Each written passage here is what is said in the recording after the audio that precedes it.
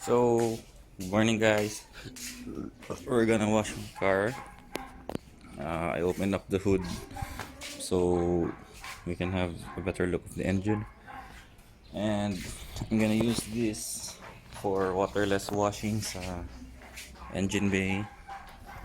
Then, next procedure would be cleaning the inside and vacuum. Then, this is the shampoo. Two bucket method. You always have to clean this well before putting shampoo. Then my wash mitt somewhere there. Then before going to the after the body, last part would be this. Since I have this deep dish or 3D matting. Then for the body, we start at the top, glass. Then going down. Then last would be the tires and wheel wells. So let's see what we are going to clean.